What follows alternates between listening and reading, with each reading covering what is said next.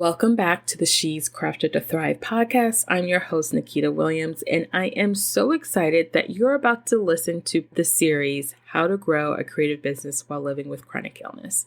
This is the last episode in this series on this topic, and I hope that you have found more awareness.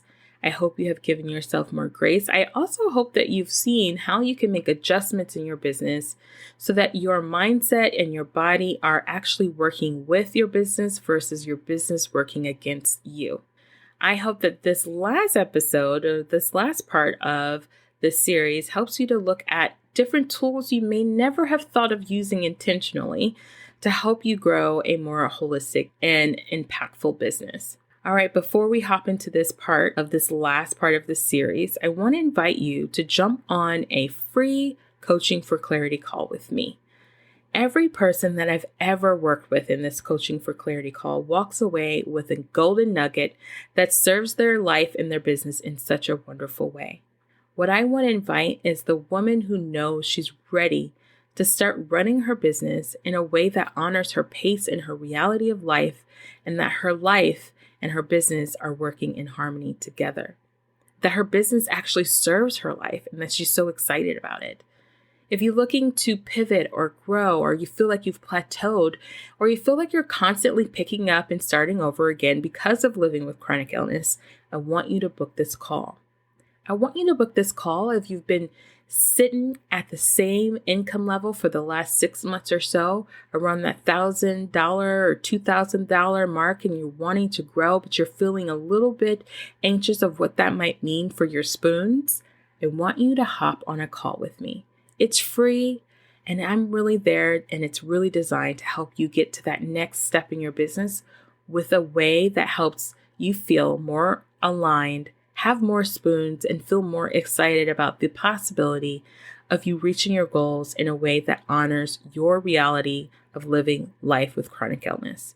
All right, so that's my invitation to you. I hope to see you there. You can find the link inside of the show notes that says book a call with Nikita, and it's free.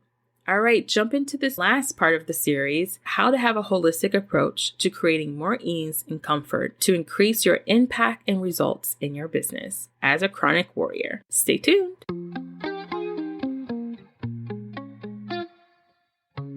You're listening to the She's Crafted to Thrive podcast, and this is your host, Nikita.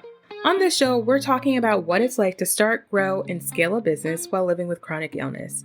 You will hear from other creatives and CEOs as they share their stories and the lessons that led them to learn to lean more into what works for them. You'll discover that success does not mean perfection, and fear, negative thoughts, and challenges are all a part of the journey, but there's always an abundance of wins. So stay tuned, and you'll find the inspiration and tools you need to craft a life and business that thrives. I am excited for this episode and this series of how to grow a creative business while living with chronic illness. So whether you have a service-based, product-based, or you're a coach or consultant helping other creatives or other women living their lives, you want to be running your business in a way that aligns with your reality of life, living with chronic pain, physically, emotionally, and just life hurdles in general. So what I have found for myself living with chronic illness, there are a lot of misconceptions that I've had in my own head that I've had to reframe. And this series is really about looking at our circumstances, our reality, our lot in life from a holistic point of view. I believe you can have a holistic approach to creating more ease and comfort and increase your impact and results in your business while running it with and living with chronic illness by focusing on the thought and the actions that our mind and body is connected. And therefore, what we create in our business and what we do for our clients and how we market, how we speak, how we attract is all encompassing of looking at ourselves holistically. And that's why I often tell people I'm a mindset coach. I'm kind of like a mindset coach and a life coach for your business. We talk about business, we talk about strategy, we talk about, marketing and different tools and how you need to show up and all of those different things that work for you. But the first thing I want to make sure you're clear on and make sure that you're completely confident and solid in is that your reality of life is serving your business in a way that honors your pace, your space, and your body and mind. So with that being said, the reason why I believe running your business holistically is important is because it actually gives you more spoons. It gives you more energy. And what do I mean by that? Well, oftentimes when I'm working with clients, what I have found that they're doing is they're running their business like over here on the side, as if it's separate, almost like this employee and employer relationship so many of us have learned or have been in the corporate world or whatever world you're coming from, where you have the employer who says, do this, and you do it. You show up, you do what they say, and you leave. They don't really care about what's going on in your personal life.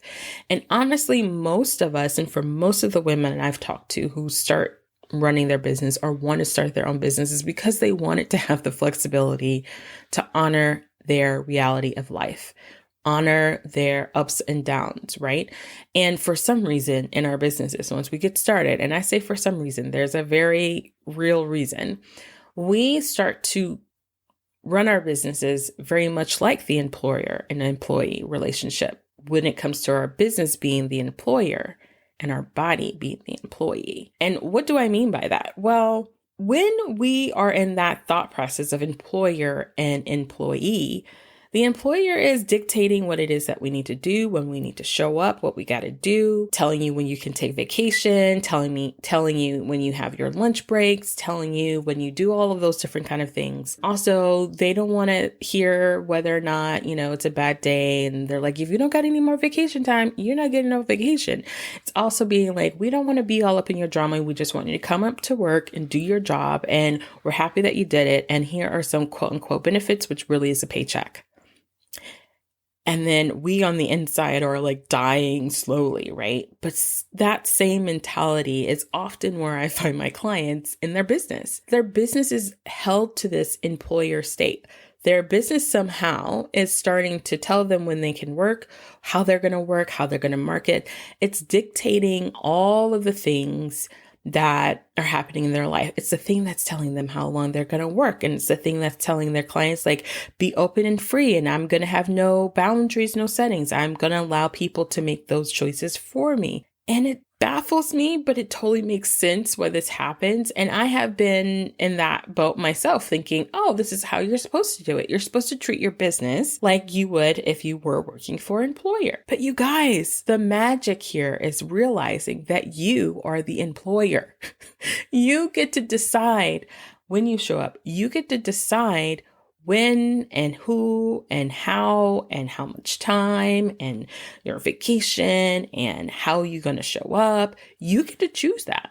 That is in your wheelhouse. So when we start looking at our businesses from that lens as being the boss, as being the CEO of your life and your business, and you bring them all together to make a little happy sack, what happens?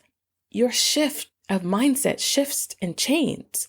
What happens is that you start looking at your body and your mind and your relationships and the things that matter like more openly, holistically. One way I like to think about it is an illustration that I've heard multiple different times when it comes to trying to set priorities, right? So if you have a jar, right, and some sand and some rocks, if you put the sand in first and then try to add the rocks won't fit. They all won't fit. But if you put the rocks in first and then pour the sand in, it all covers up. And that's the approach I believe we need to have in our businesses, especially when we're looking at our reality of life. The rocks is our mind and body, right? Those are important. If they don't get in the jar, there is no business. There is no money. There is no anything else, right? So all the other things like time and schedules and offers and products and services and all those different things is like the sand. So we need to shift our way of thinking about our businesses to be a literal, holistic, and prioritizing you, your body, and your mind, right? And so for me, that looks like spirituality. It means like physical health. It means mental health. It means relationships. It means time and energy. It means honoring rest and eating and exercise and movement and fulfilling the needs that we actually have. I actually have inside my program, the Aligned Clarity Way, a whole module on what's the difference between needs and wants. Because in our businesses, many of us think our needs are wants. You're thinking that these things that you're doing in your business are needs and ignoring the actual needs. And so we talk about that, like identifying what that really looks like. So one of the ways that I have found to really run your business holistically is to make a daily practice of incorporating a mind-body practice to allow you to really increase your spoons and your creativity. One way to do this is breath work. Another way to do this is journaling. And a third way to do this is using essential oils. So I think I've talked about this before, but journaling is just like where the mind meets the paper and awareness. It's like when you can see the thoughts and speak the thoughts and hear the thoughts and know what the thoughts are and give yourself time to acknowledge them and sort them out. Figure out what it is that you're feeling or thinking. The other thing is breath work, intentional breathing. It's the way that we can go in our body by really focusing and kind of doing like a literal body scan. Like, where am I feeling this pain? Where am I feeling this stuckness? Where am I feeling frustrated and overwhelmed with things, right? If we feel all those things in our body, you better guarantee and know it's going to show up in your business. Number 3, essential oils. And that's where I really want to spend most of our time in this episode. And it's because I know there are a lot of people out there who are like, Nikita, are you starting to sell essential oils? No, I don't sell them, but I am a certified essential oil specialist. I've gone to school for learning how to use them in a way that honors your mind and your body in a holistic and safe way. And I know there's a lot of people who believe that it's just a scam, essential oils, and there's all these big companies, and or you might feel like they're all safe and everything's good. There's a lot of misconceptions about essential oils. So one, I want to dispel some of those real quick, just so you understand. Essential oils are used in the practice of aromatherapy. Aromatherapy is literally the therapy of the mind and body, aka hence why we're talking about it in this episode, because of the mind-body holistic approach to running your business. So how is that to be the case? Well, these essential oils are literally containing plants' life essence, or their lifeblood, if you will. Like we have blood running through us, plants have an essence. They have constituents. They have scientific molecules that are a part of our body that work with our body. So much so that most essential oils are used in some of our medications that we use today. Actually, that's how a lot of pharmaceutical things started, was using the science of the plants, of how they affect the mind and the body in order to help us overall. So to me, and anyone who does understand this, that means it has a direct effect, and it can be wielded in such a way that it honors our ability to create a more holistic approach to running our business, to feel more creative, to feel more energized, to feel more at ease. So I wanted to share with you 3 oils that you probably aren't even thinking or even hear about often or understand what they are. And I just want to talk to you about them because I use them in different blends for myself personally and for my clients when we're getting together, especially when we're doing mindset work or we're doing strategy and we really need to be focused and clear and connected to what our purpose, passion, mission, and why is. All of that stuff, our values. We want to make sure those things are clear and present for us when we're creating in our business, when we're growing our business. So these 3 essential oils are ones that you probably don't ever hear. I don't think I've heard of a podcast episode talking about these oils, and that's cool with me, but they're very powerful, and I'm going to tell you why. So the 3 essential oils are myrrh, cardamom, and jasmine absolute. Now, I think most of you have heard of jasmine, one of the oils, but the reason why I came to know about jasmine essential oils, or jasmine absolute, is because of living with chronic bladder pain. As you guys know, in the last year or so, I've been diagnosed with interstitial cystitis, which is chronic bladder pain. And let me tell you, I have experienced lots of different pain between reconstruction where they literally broke my bone and reshaped my kneecap to endometriosis and surgery. And I can tell you, chronic bladder pain beats them all, y'all. It beats them all. So I've been looking for ways to find more relief from the pain with chronic bladder pain. And so obviously part of that is my diet, things that I drink, things that I don't drink, things that I eat, and all that's been great. But there are still things that it happens. It's just what it is. So I have learned through my certification course, Jasmine is actually a natural uterine tonic.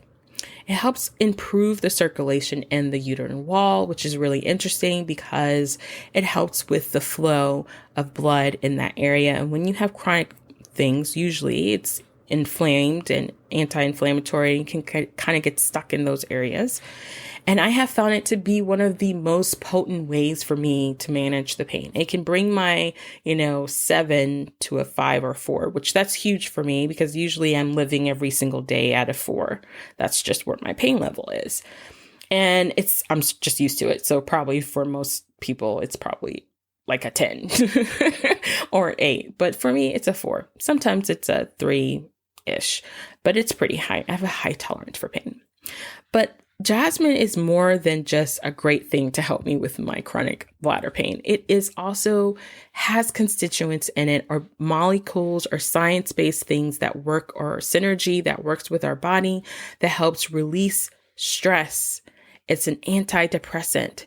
It helps release brain fog. It helps increase this feeling of self-confidence and it enhances alertness. And there's a different essential jasmine oil called Jasmine Sambaksha, which I'm sure I'm saying that wrong, that helps improve or has been shown that it can also help improve hand-eye coordination. So if you're like me, I'm a very klutzy kind of person. I try not to be. I feel like Pilates helps me in some way, shape, or form not to be so klutzy, but I still am. And it helps with the hand-eye coordination, because it is a physiological way of stimulating the effect of being increased in attentiveness. So it increases your focus. So jasmine is a beautiful oil to use when you are looking to feel more confident.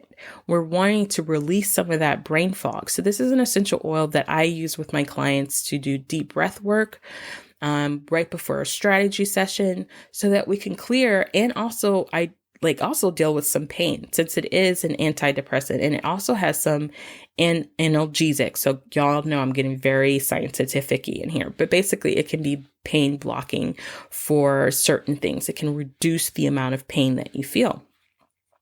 So it also increases its effect when you use it or pair it with Roman chamomile, lavender, and clary sage. So clary sage is another beautiful oil, but I recommend, especially for all my endometriosis warriors, to work with an aromatherapist or an essential oil specialist on this because it can increase some of your flow. And if you're like me, when I had my uterus, that was a thing for me. And it's not like I needed any more help, but I used clary sage and it did not have that effect on me. But for some, it does. So just keep that in mind.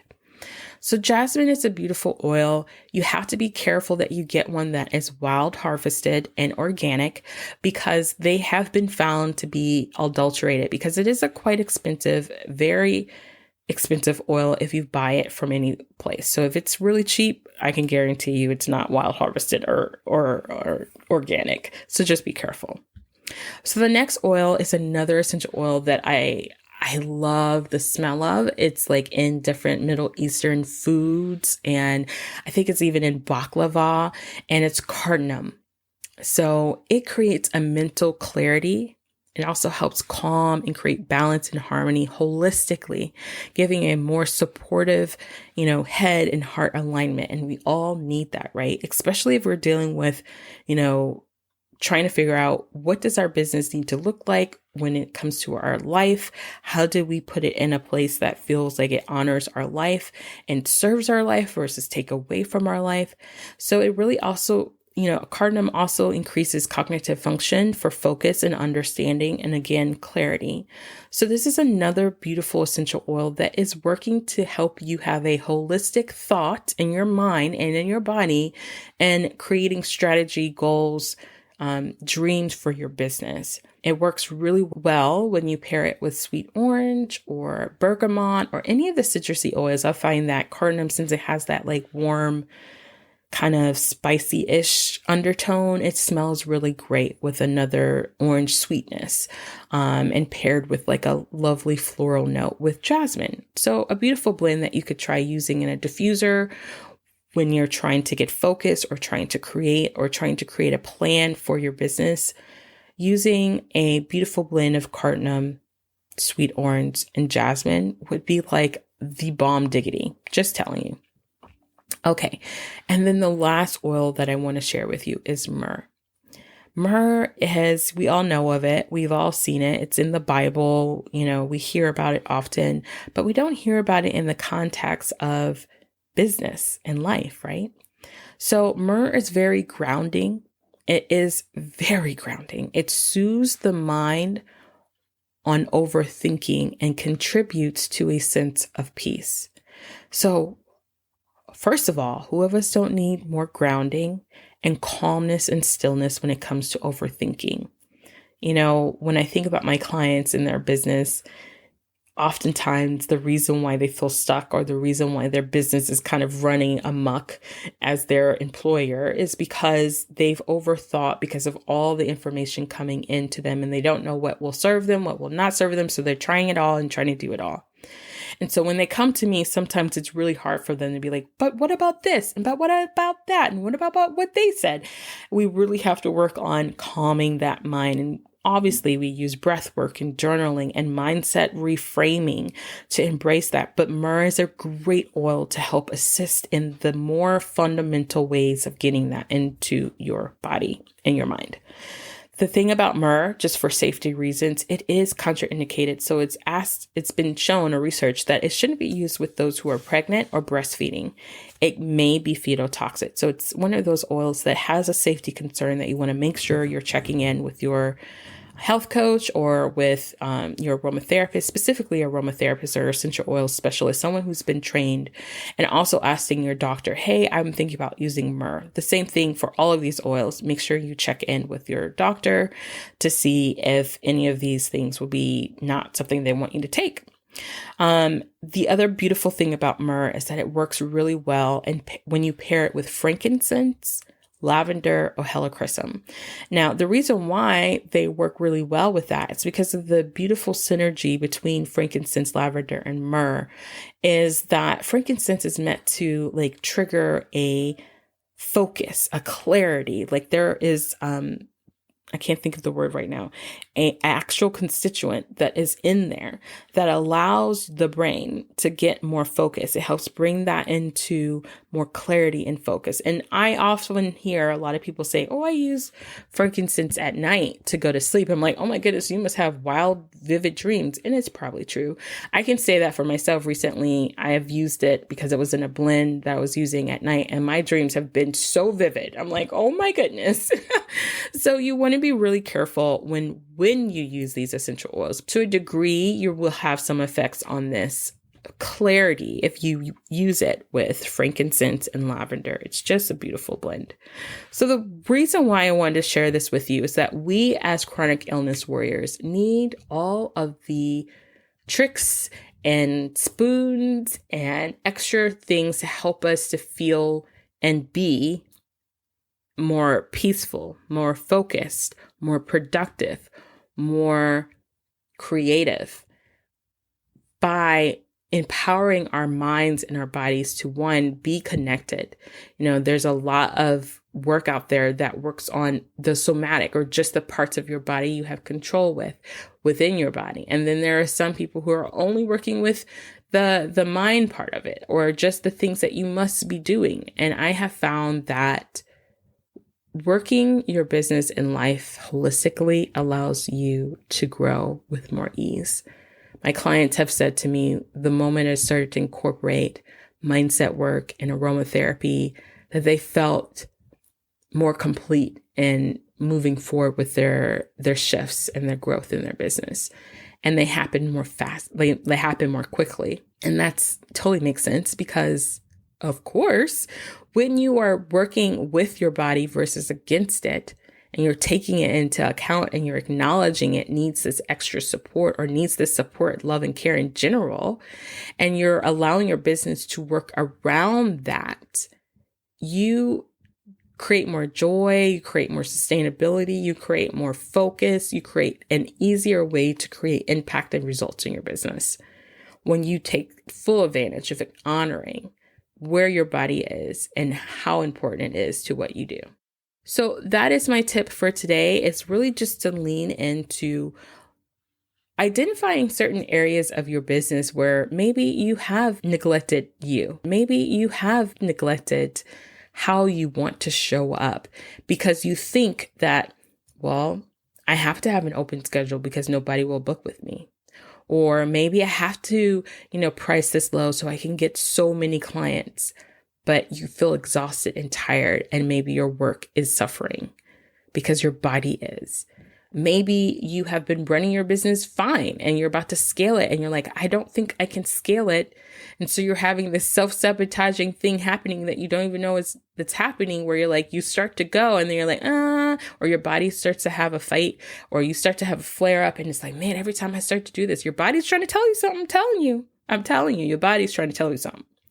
So you really want to just honor and look at your body being the rocks.